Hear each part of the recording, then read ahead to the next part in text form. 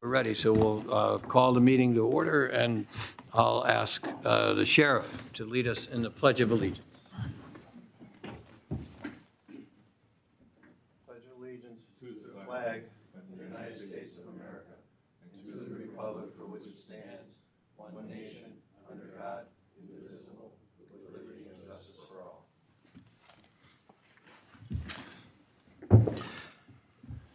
So good morning and welcome to our morning version of the prison board meeting.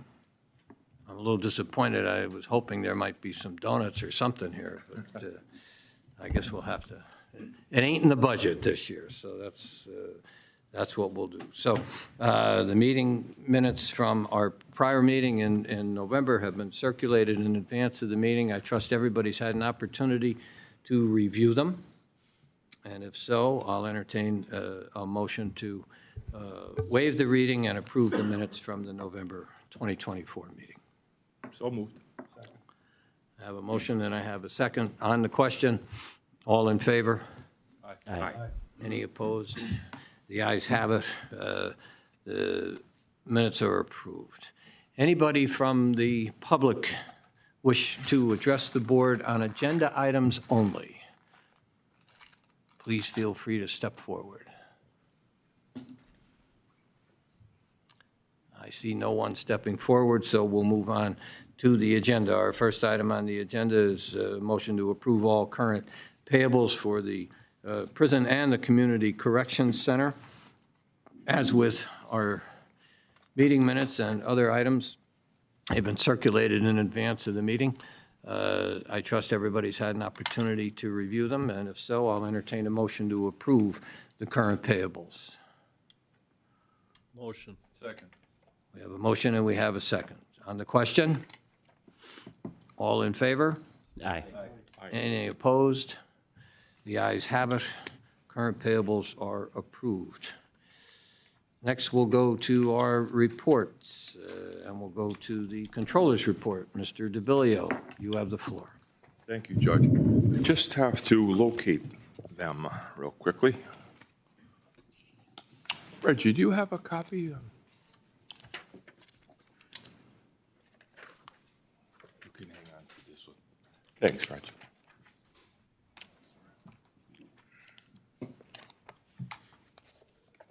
Thank you. Thank you. Thanks, Judge. Sorry about that. Nothing bad about you on those notes, so you can. Not that I could see. Thanks. The Controller's report of the prison inmate and canteen accounts for November 2024. The Controller's office reviewed the prison inmate and canteen account reconciliations, which were prepared by the prison business office for the month of October 2024, and found no discrepancies between the reconciliations and the bank statement. The balance in the inmate account was $384,767.04 as of November 30th. The balance in the canteen checking account, was $484,651.09 as of November 30th, 2024. In addition, as of November 30th, 2024, the canteen account also included a balance in the Pennsylvania Local Government Investment Trust investment accounts of $923,320.96, which is earning approximately $4,000 monthly, and which will mature in January of 2025. And by the way, I have the current rates as of today. We don't know what they'll be next month, but we can talk about renewing those investments. During the month of November 2024, $82,031.56 was paid from the canteen account for the benefit, welfare, and education of county inmates. And a copy of those accounts are attached to my report. And that concludes my report.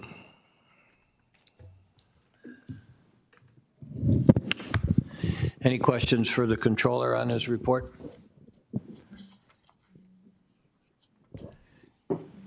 You indicated the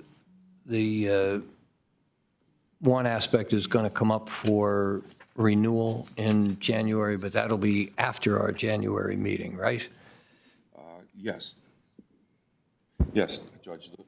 The first 180-day period will mature January 9th, and that's earning 5.32% annualized rate, $817,000 worth. Now, the rates have come down a little bit. The current $180,000 rate is 4.43% as of today, down from the 5.32 we're currently earning. So that matures on January 9? January 9th. So if we're going to do anything with that, we have to do that now, right? Because the other one, there are two, Yeah, correct? the second one is January 23rd, and that's $108,224 invested there at a current rate of 5.28, but that's after our next meeting. Right, so we can address that one at our next meeting, but if we're going to do anything with the first one that we talked about, we need to do it now. Right. Okay. So I'll open up the floor. I know we don't have a crystal ball to see what the rate of return is going to be, but the terms will be essentially the same, 180 days? Yes, it can be. Okay. And the rate today? 4.43% Okay. compared to the 5.23 we're earning currently. Does that lock in today if we vote today? No, it won't until this one expires. expiration. January Okay. 9th. Okay. All right. Anybody have any thoughts?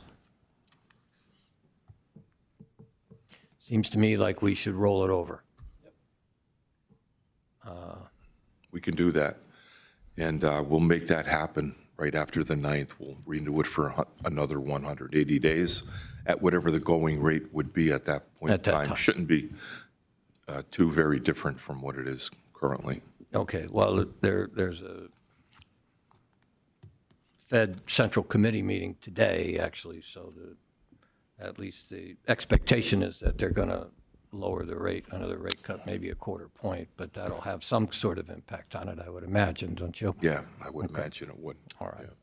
So, all right, so the motion would be to To renew our, renew it?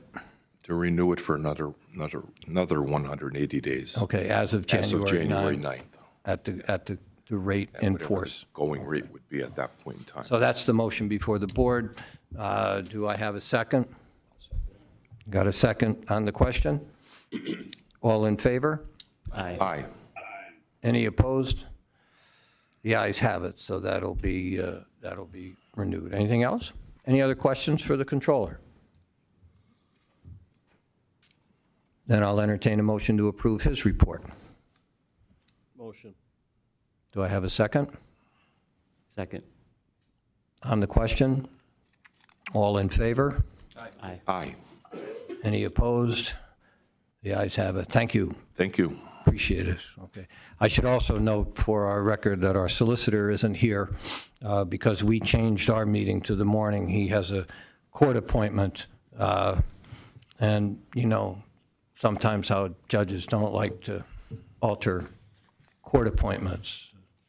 Some judges are like that, so he had to go, not in front of me, obviously, but he's from another judge. So, but he's read in to everything that we're doing here today. So, all right, next, Mr. McConaughey, the Community Correction Center report, please. Good morning, everyone. This is the house arrest report for the month of November. Adult house arrest had 161 participants, juvenile had 28.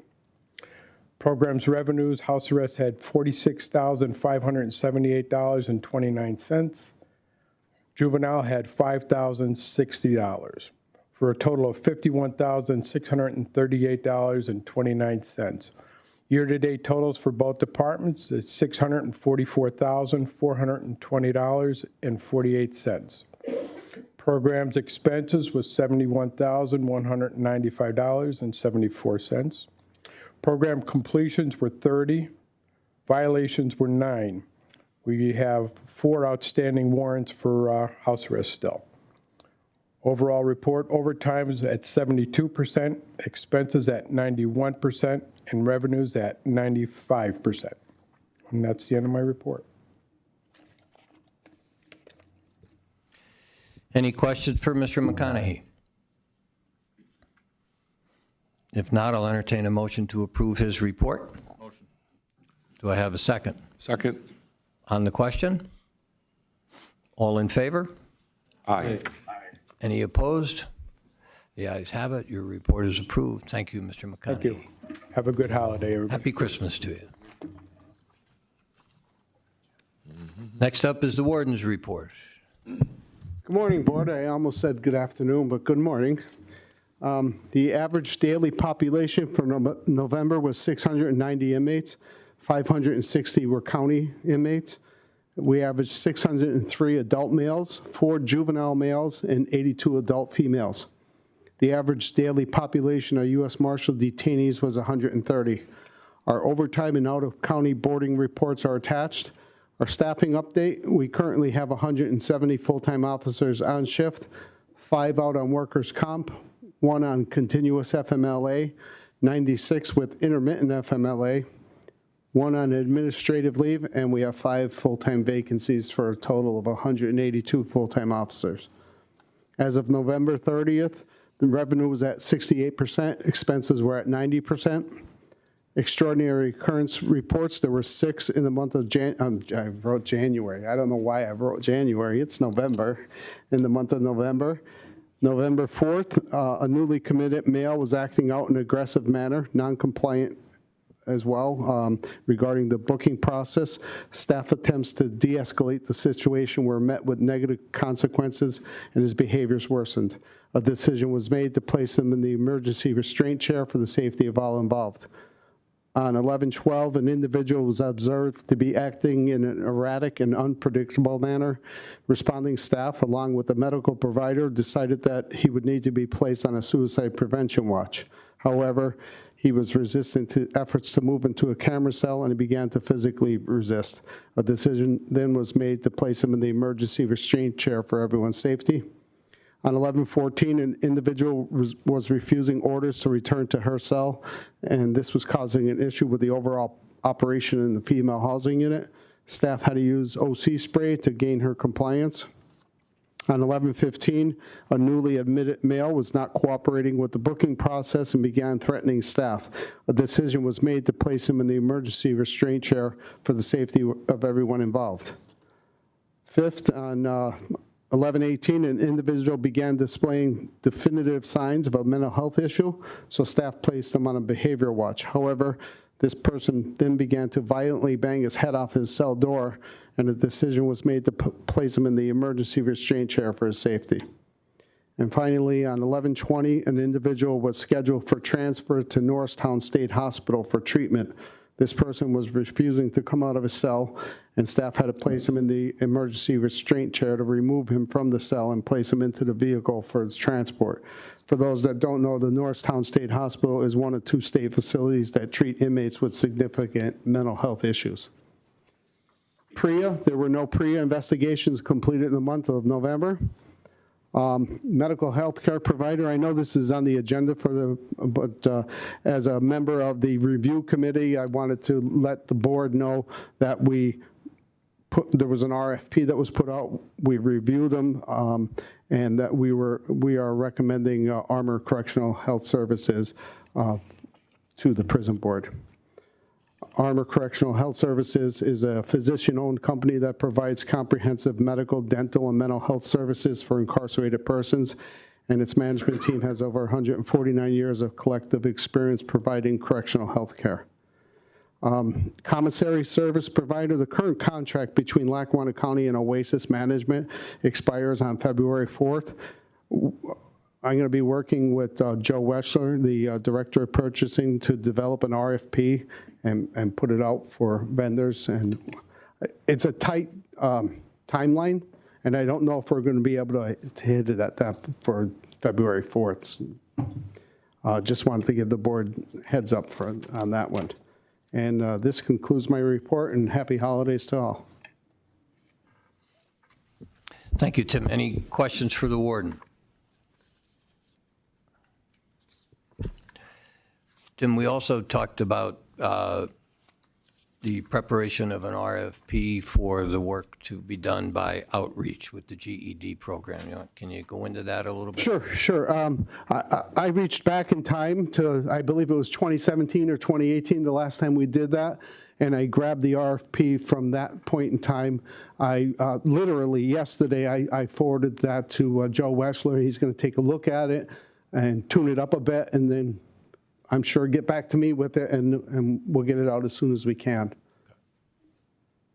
Yeah, I think it's the opinion of everybody on the board that because of the amount of money that we're talking about expending, it needs to be handled, through proper normal channels, and that involves an RFP going out. Right. So, okay. Any other questions? All right. I'll entertain a motion to approve the warden's report. Do I have a second? Second. On the question? All in favor? Aye.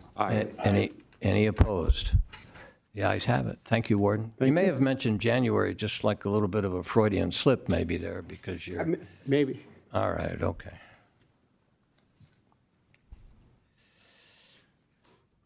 So it's my understanding now we're going to have a presentation by Mr. Rex Caldwell.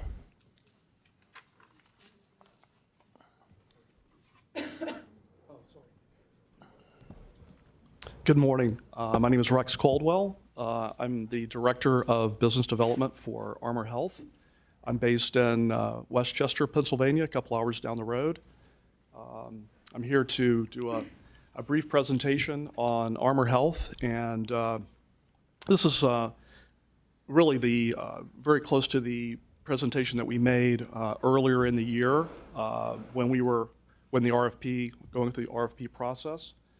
I'm very familiar with Lackawanna County Prison. I did work for WellPath back in, I started with them in 2019 and helped actually bring them back on board back in, I guess it was late 2020, and then we started January 15th, 2021. So 4 years, I guess I've known Warden Betty and some of the admin staff, excuse me, at the prison, and I'll be happy to answer any questions later on. But I'll try to go through this as quickly as I can. I don't want to belabor everybody, but we're excited to be here.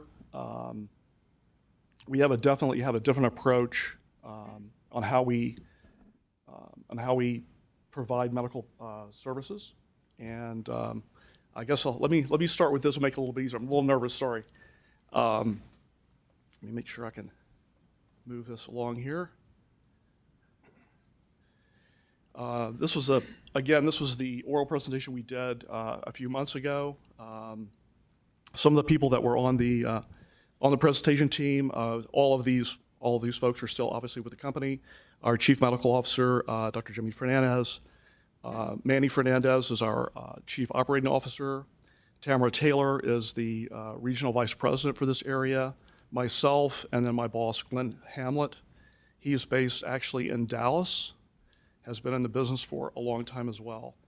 Our company was founded in 2004. We're still owned by a physician, as Warden Betty had mentioned earlier. And I think the takeaway from this slide really is as Warden Betty had said, that we have over 150 years of experience, and I think looks like it's actually closer to 200.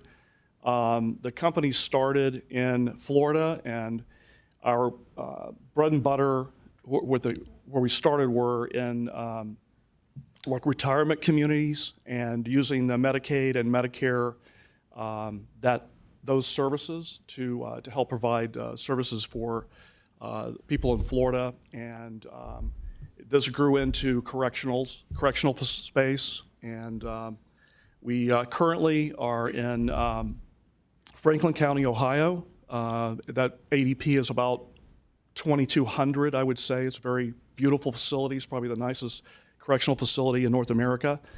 We're also in Erie County. We just celebrated our 1-year anniversary on December 15th in Erie County, and we've done a fantastic job there. We're very proud of that. We had a fantastic state audit back in July. The auditor was like, who is Armor? Who are these people? They were very, very, very excited about our processes and our programs. I'll get into a little bit about how we provide what we call guardrails to keep all of our staff on track. And it keeps us basically, keeps someone from skipping a step, and that's really what it comes down to. So our foundation, behavioral health, obviously the clinical interventions, and then obviously medical, behavioral, and then our data, the way that we use data is incredible. And again, all that data has to be actionable. And that is one of the things that what really sets us apart is the way that we staff, we retain, and that the way that we use our data to make things better and make people's lives better. The patients, the staff, and then obviously when you have happy staff and happy patients, you obviously have a happy administration as well. So. Risk stratification. I don't want to go into a lot of this, but we're actually using the Charleston Comorbidity Index. And so this is all based on evidence-based algorithms to make sure that we're covering all the bases. The biggest point for us is assessment. When an inmate comes in the building, it's getting an aggressive assessment and making sure that they're on an aggressive plan moving forward. So we know to move, let's say, number 99 and move them up to the front of the line and not put them on a plan where they're being seen every 30 days, but they're maybe being seen every 3 days. So that initial assessment is, we think, is the most important part of what we do. We do a very aggressive intake assessment. And if you look at this, you'll see that when we provide risk scores, if you have a low risk score, you can see the average cost, and you're looking at 5,200 patients that fall into that category. But if you look at anyone that has a higher risk score of, say, 5 to 18, those folks are the ones that are going to be admitted to the hospital more. They're going to be using up the cost of trying to provide for those folks in that risk score. So we identify it early, and we really think that that's a success that we have putting people on an aggressive plan going forward to make sure that we're providing the same level of care that you would expect on the outside of the walls.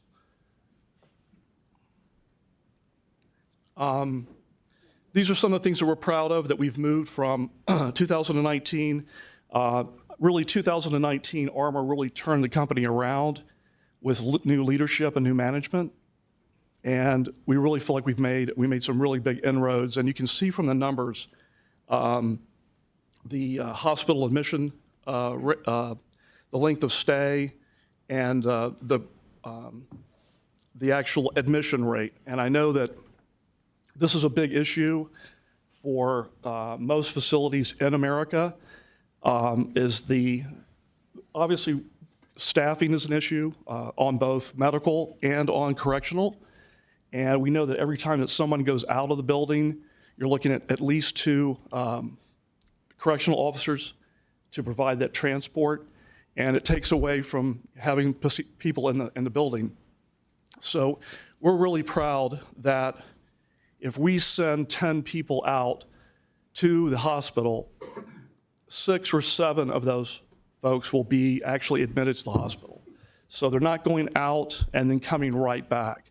Some of the things that we ask that our medical providers do is that they can actually do sutures. So if someone needs a stitch or a couple of stitches here and there, they don't have to automatically be sent out to the hospital to do that. So that's something that we pride ourselves on as well. Catastrophic cases, again, by identifying high-risk people at the beginning, at day one, we're able to lower our risk all the way across. And you can see from 2017 to 2023, the reduction in numbers. And obviously, you can see that we, even in up to 2023, we have no really high catastrophic cases. On-site specialty, obviously, we try to get as many on-site visits as humanly possible to coordinate with the local community. We try to work with all the community providers in the area as much as humanly possible.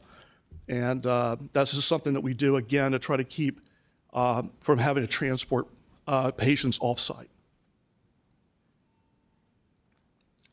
Founded grievances, that's something we're very proud of. This is sort of like what we would call like if you went to your doctor and then when you got back and you had to fill out a form saying, how was your visit? How do you feel like you're cared for? We feel like this has a big, it's a big plus for us all the way around.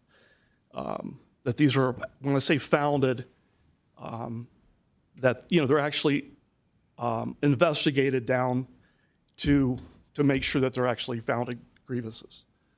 So skip over to our data analytics.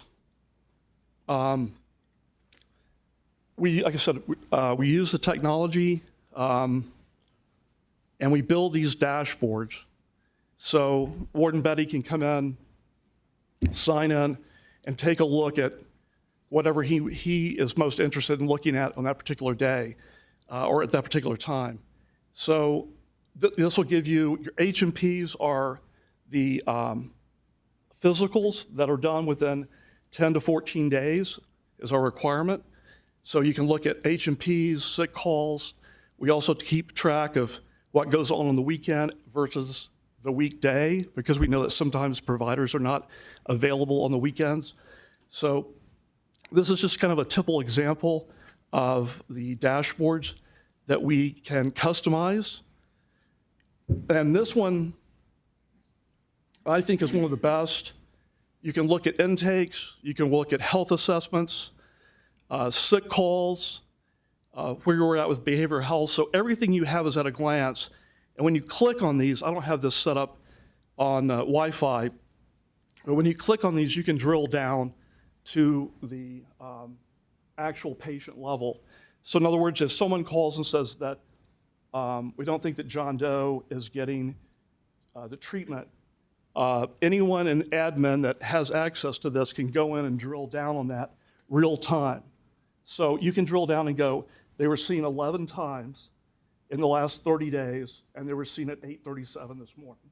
So it's really valuable information to have at your fingertips. You're not waiting for a report to be generated. So you can just go in and drill down on any of these. Like if there's dental, sick calls. So we really pride ourselves on how we do that. I know that Erie started up a year ago, and then within a month, Andrew went up and saw Warden Holman and his admin, and then built these dashboards directly for them. So if Colleen is looking to, at specifically like pharmacy or offsite, you can just go in and automatically take a look and get real-time data on what's happening, not having to wait for 10 days or 2 weeks to get a report generated. So let's see what else we have. And these, again, these are just some of the breakdowns of data. And normally you could click on, if you want to click on gastro, you can pull down and you can see what patients are in that category. If it has to do with cardio or hypertension, you can drill down on that. So unfortunately, I can't drill down on this presentation, but it gives you a good idea of what we do. And then staffing, again, the data, how we use data, and then staffing. We really know how important staffing is. We go out of our way to really train and support and invest in our medical staff. I've said that before about investing in medical staff. It's the training, it's giving them the confidence that they need, it's supporting them in every way. So we use ERI, which is Economic Research Institute, and what that does is it breaks down to zip code, every pay for a RN, and that also goes as far as 1 to 2 years, 2 to 5 years, 5 years plus. It gives us a real solid idea of exactly what they're making in the hospitals down the street. We know that we have to be at the upper percentile to retain the staff that we need to get the job done. So that's something that we work with. We have sign-on bonuses. We have retention bonuses. Student loan reimbursement. One of the things we were trying to do, think outside the box, is giving people the opportunity to basically hand over their student debt. And we use Fidelity. I think most people are familiar with Fidelity. And this will pay, I want to say somewhere between $175 to $250 a month every month that they stay with Armor. So, and that'll pay off up to about $20,000 worth of student debt. So that's a big plus for us. We have a 98% retention rate for anyone that joins the student loan reimbursement program. And then Advanced Health Solutions is a in-house staffing agency that we started during COVID because agency nursing was crazy. So we decided to have our own in-house staffing, and it's made a huge help for us. And then white glove experience. We know that when they have a good onboarding experience, 69% of the people stay on for 3 years. So that's really important to us, and that's why we've been chomping at the bit to get in here. We want to make sure that the staff are comfortable, they have a level of comfort with us, and know that they're going to be supported. And we don't want people leaving because they don't know about Armor or they're a new employer. So, but we go out of our way to really take care of our people. We have people that do nothing but just call staff and say, how did your day go? What can we help you with? How can we support you? Do you need any training? So all of those things come into place for bringing people on board and keeping people. So that's the most important thing for us. And I guess that's the end of my slide. So I will open it up to questions. So this is the presentation that you made to the committee that was reviewing all of the proposals? Yes. Okay, all right. Anybody have any questions for Mr. Caldwell? I have one. How many full-time employees will you have on staff in the prison? Total 27.7 FTEs, full-time equivalent. So 25 will be day-to-day, and then 2.7 FTEs will be for the MAT program. So it'll be a total of 27.7. Okay. And Warden, do you just want to talk about your experience in talking with the warden of Erie, because I know that they work with Erie counties, and we've talked about the positive things that they had to say. So you just Sure. want to talk about that? Yeah, I had a lengthy discussion with Warden Mike Holman because they were the only other county at this point in time that had Armor Health, and he had nothing but glowing and raving reports for Armor Health. He really appreciated, and Rex hit on this at the beginning of his presentation, he really appreciated the emphasis that they put on those medical runs, ER visits, appropriate ER visits. He said he saw a huge difference. At the time I spoke with him, it was probably August, maybe September. So they had been with them for 8, 9 months, and Mike had seen the difference already and had nothing but good things to say. He said that they, any issues that they had, it was as easy as pick up the phone and give a phone call, and they got a very good response from Armor Health. They were very responsive to his needs as well. So I appreciate that again, and I'm pretty sure everybody on the board knows that a lot of our overtime throughout the course of this year is attributable to ER visits and medical runs. Because as Rex said, when you go to the ER, you're talking probably 4 to 6 hours, and that's for somebody coming right back. Because if they're there for something that's not life-threatening, I won't give an example, but if they're there for something that could have, maybe should have been handled at the prison itself, we now have to pull 2 officers to take that individual to ER and backfill. That means overtime. So, Okay, thank you. yep, thank you. Board on a very high percentage from the past provider, right? Yes, That admitted them there, were sent right back to the prison, right? They were never admitted. correct. They were looked at. Yeah, I'm sure that's going to save a lot of overtime in itself. yeah, yeah. And again, that's what Warden Holman was saying out in Erie County. And that was a big selling point to me when Rex and the team had mentioned their emphasis. The fact that they're doing analytics on the ER visits was impressive. I'm kind of a math nerd, if people didn't know that. I'm a math nerd, so that got me. And you were part of the committee that interviewed not only Armor, but the other proposals, Yes, right? yes. And how many more were there? 3 others? 3 others. Okay. All right. And this is It may your... have been 4. 4? 4. There were 4? Okay. I'm And sorry. This is the committee's recommendation is Armor. Yes. Okay.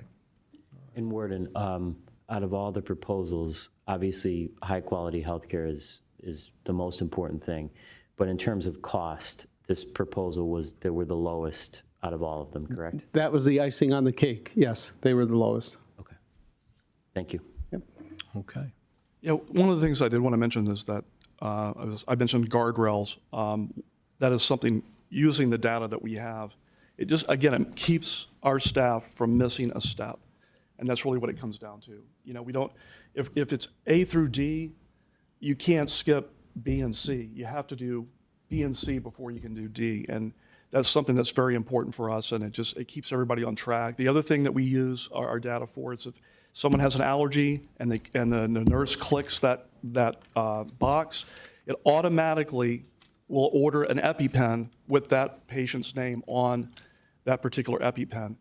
When we have an encounter, when a medical provider or a nurse has an encounter with a patient, it will automatically schedule the next meeting. And so it might be, instead of, again, 7 or 8 days, it could be in 3 days.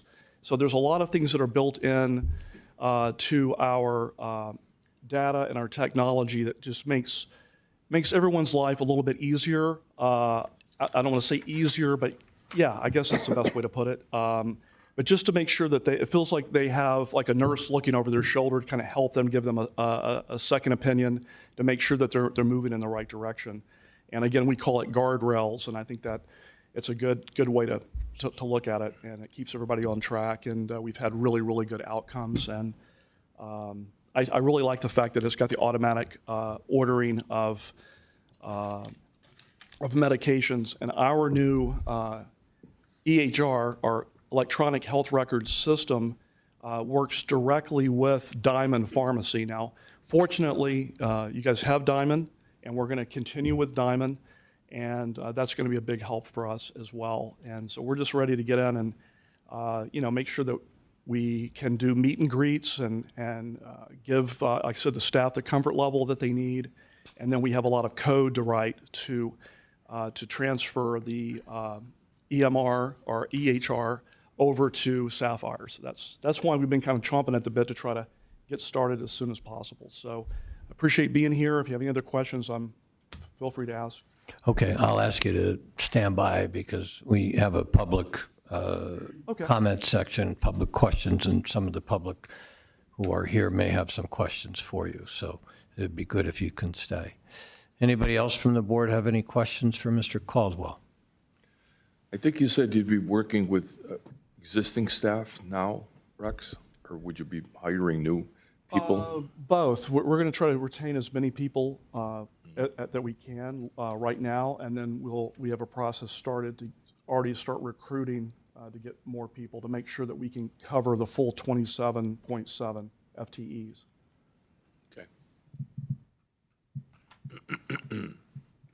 Okay, anybody else?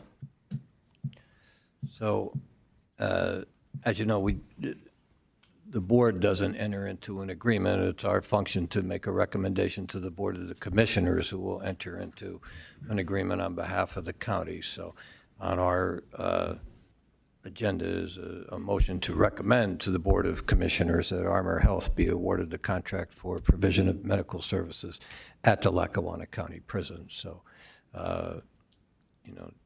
is there someone to make that motion? Do I hear that motion? I'll make that motion. Do I have a second? Second. On the question? All in favor? Aye.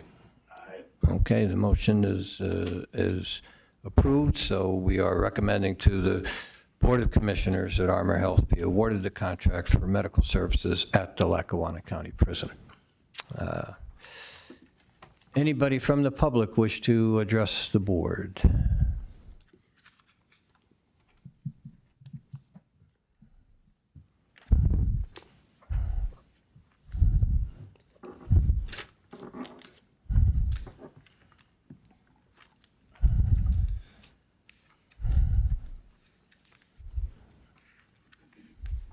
Bev? Bev DeBarros from Scranton. I appreciate your presentation. Thank you. Thank you. And what do you have for dental care? I'm sure we'll keep the current dentist. We have dental, mental. I'm not sure exactly what you're asking about. When you see the people there, there are a lot of needs for dental care. And I'm thinking somebody that's in there for more than a short time, if those needs could be addressed, if they could leave the prison healthier than when they came in with, like that. Well, that's absolutely our goal from on medical, mental health, behavioral health, and dental, obviously. I've heard good things about the current dentist, but we can qualify and quantify that as we go in and start interviewing and start doing meet and greets. Good, thank you for that. No problem. We talk about these huge numbers, many thousands of dollars invested and a lot. But the canteen fund, as you know, is made up from excess proceeds from the commissary account and the tablet account. The prices are really high and burdensome. This isn't for you. No problem. Yeah. And for instance, I brought something in the dollar store. You can get, this is a pack of ramen noodles. In the dollar store, there's 5 in a pack for $1.25. In the jail, they're 88 cents for a 25-cent pack. and on and on. Toothbrushes, they have to buy $2.95. I was just given lists of expenses that are really hard to meet. But I really wanted to talk about something else. I'm glad that Classroom B is open and functional. Maggie's class is wonderful. And I would also like to suggest that we begin a sewing class in there and begin it soon. Boscov's has, for less than $100, a new portable sewing machine. If we got, I'm thinking minimum 5 or maximum 10. But hiring a teacher, I know Marywood teaches like that, sewing for their programs. When a person came out with that skill, and it wouldn't take long, they could, instead of having to apply for jobs, which, as you know, problems, because as soon as you check that box about you've been incarcerated. That just means you're 3 minutes. That's your 3 minutes, Bev. But, so you have an interest in starting a sewing class? Yeah. Okay. So With I needles? speak from personal experience. My business is in my house with a little sewing machine, and I make really good money because people have that need. This way, if the people came out of jail with the skill, and also at the end of their class, those who are thinking of having a business of their own, the University of Scranton has a small business administration that would come and teach them how to set up a business. And then you just go to City Hall and get a license, and you're on your way. Just for a small investment could have a really, really good impact. Okay. But the commissary funds need to be looked at, and the charges for the tablets. Okay. Thank you. Anybody else? Eileen? Eileen Acapinti, Dunmore. Welcome, Mr. Caldwell. I'm a nurse I'm retired now, but my concern is the continuity of care when people first come into the prison and then when they're being discharged. So you did mention that you coordinate with community providers. Can you be more specific as to the providers that you will be working with? List off the top of my head, I know that we had reached out to the Wright Center previously. Okay. And I know that Denise and some of our people at corporate have been working with the local community as far as partners on that. So we're very, like I said, that's what we do. We want to reach out to as many local people as we can and make sure that we provide whatever services we can. And we even have dashboards that show recidivism to make sure that we're placing them in the right part of the county to get the care that they need. So if they live in this part of the county, we want to make sure that we're targeting that area to provide the services that they need going forward. Do you do what I would call a discharge plan? Yes, absolutely. Okay, so how about like Scranton Counseling Center? They do provide a lot. So would those people be invited into the prison prior to the release of that person, or not necessarily? I mean, I'm not sure how that would work as far as coming into the prison, but I mean, I know that we want to make sure that they're making contact. I'm sure there's an area that within the prison that they can meet and actually develop some type of relationship with. Right. Because if you're 27.7 full-time, how many are mental health delegates or professionals? That's a tough one off the top of my head. I don't have the staffing plan in front of me. I'm going to say in the neighborhood of 4. Okay, and they're full-time. And on that initial assessment, when people come to the prison, a mental health evaluation is part of that, I assume? Absolutely, absolutely. And if they come in, our policy is if they come in on their 3rd visit, they automatically are referred to mental health, period. It just regardless. Okay, thank you, and good luck. Thank you so much. Thank you, Eileen. Anybody else from the public?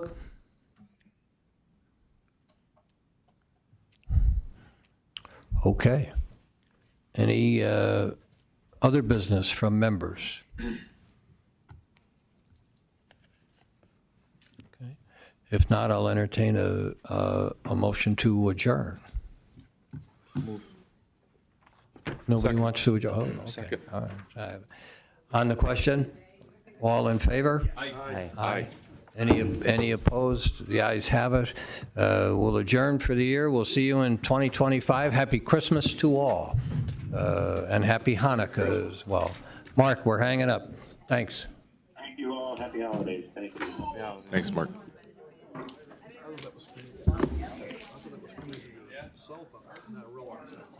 Good job, Judge.